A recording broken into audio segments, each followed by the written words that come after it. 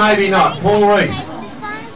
The big fella, yes. There's a lot of things you can say about the big fella, but I suppose for us, he's one of the personalities in the group. Sometimes when it gets hard, the big fella will have something jovial to say, and probably the thing that the players notice most about the big fella is the number of times he counts his money before he leaves the change room, and the number of times he counts it after he's left the change room. So he trusts no one, and he has been a terrific player for us. Fair enough.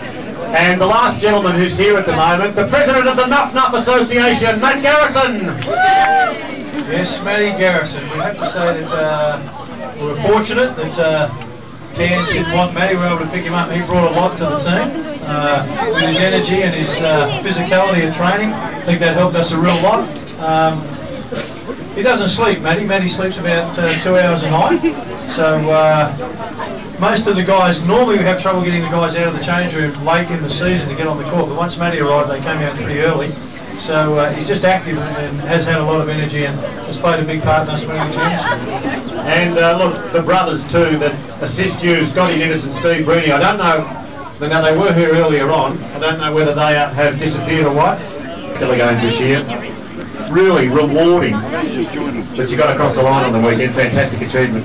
Yeah, no, it's a tremendous effort by the fellas, and they don't come along. I think we've been spoiled in Adelaide a little bit with the 2 championships a couple of years ago, and you don't appreciate it. But looking at everybody here tonight, maybe I'm wrong. Maybe everyone does appreciate it. Well, let's really cut to the chase. Let's get real nitty-gritty stuff. Siren sounds. Everybody's jumping for joy. You head into the training room, you head into the change room, you want to bond with your teammates. They're the players that have sweated for you on court. They're the ones that have had the adrenaline pumping through their veins just as solidly as you have. What happens in that first 30 seconds when you're in the change rooms and you've won the flag? Well, I checked that none of those trusted teammates have pilfered anything from the locker.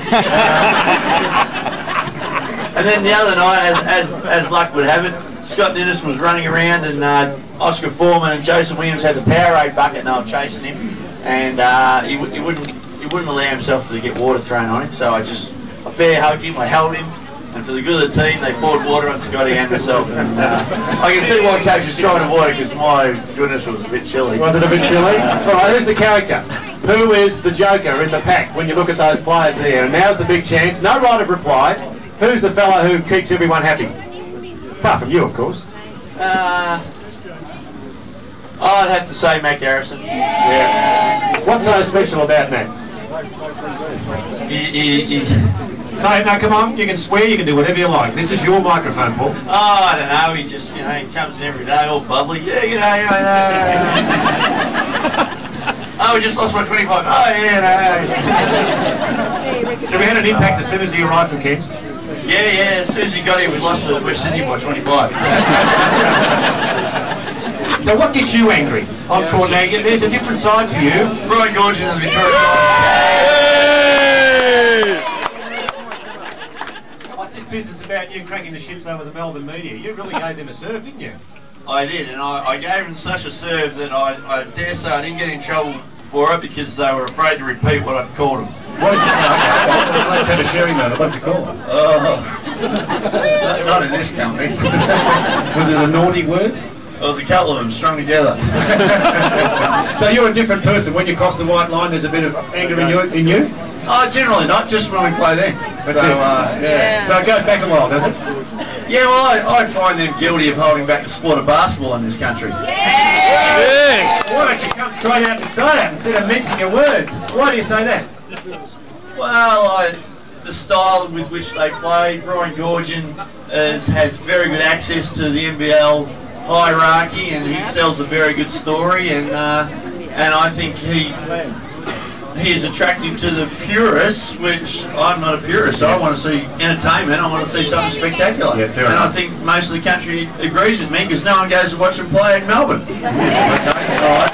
Now, time for the next segment, which is let's put shit on the coach time. Now, Paul, you have the chance. Phil is waiting. Now, we've gone through all the players who've had the chance to listen to what Phil would like to say about them. What would you like to say about Phil? Well, hang on, have you signed your contract for next year? Well, next year's taken care of, but that's as far as it goes. Okay, well, next year's all right then, so you can have a crack at Phil now. What do you think? What are his best qualities? Thanks for that. Have you got the... I'm still thinking. What about his hairstyle? No, I'm not going to touch that. I don't want you to touch it, I want you to talk about it. What's his hairstyle like? I'd do well to touch it, wouldn't I? There is none. No, Phil, you're okay. Stop crawling, will you? What's the worst thing about Phil? Well, I don't know. I think the best thing about Phil is he's very much the opposite of Brian Gorgon, you know. I not just because I play for Phil, but I enjoy the style with which he promotes basketball. Yep. I enjoy the style with which he encourages us to play. I enjoy the manner in which he conducts training. Okay. What's up the crap now? What about when he gets really angry and he has a crack at you for doing the wrong thing? What's he really like then? Well, honestly, he knows better. You know, I enjoy that about him too. Does he ever? When he goes down toe-to-toe, has he ever really bailed you up and had a crack at you verbally? No, not so much individually, but in 5 seasons, Phil had a crack at us after, I think it was the Thursday training prior to the Cairns game last round of the season. Now, to Phil's credit, he doesn't do it on a almost yearly basis. You know, coaches that do it all the time, it's like, yeah. But was he personal with his attack at you? No. What did he say to you? He said, Reece, bear in mind what I said to the other fellas, but don't take it personally.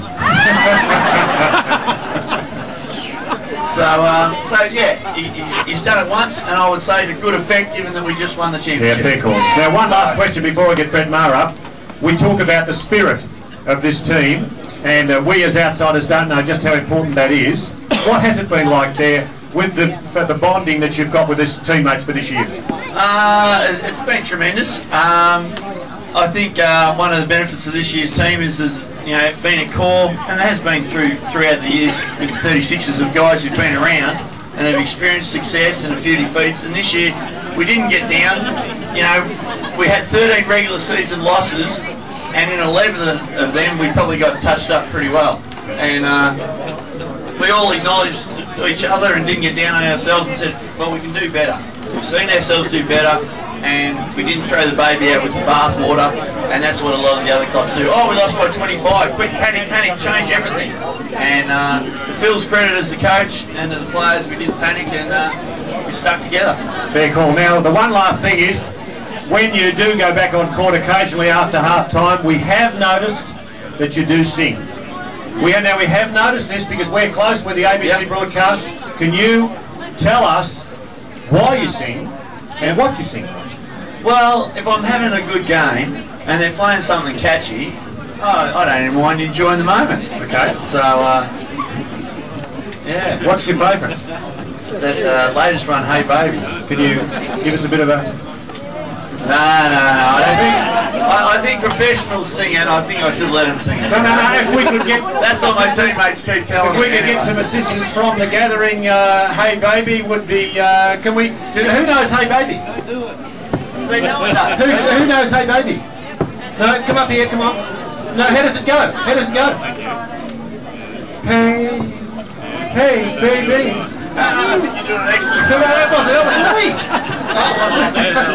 Do I give it a go? Come on, let's go. Hey.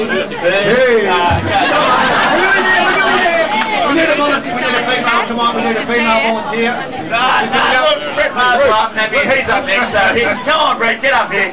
Thank you very much, everybody. Have a good night. A long period of time, and then as soon as we hit the playoffs, you're chucked into 3 games in a week, and it certainly is a shock to the system, and it's also another level that you've got to raise your game to in the playoffs, and it's certainly hard work, and there's a lot of pressure and not a lot of sleep in that time as well, so it's hard work when it comes to the finals. But you raised yourself at an extra level, so finals bring the better.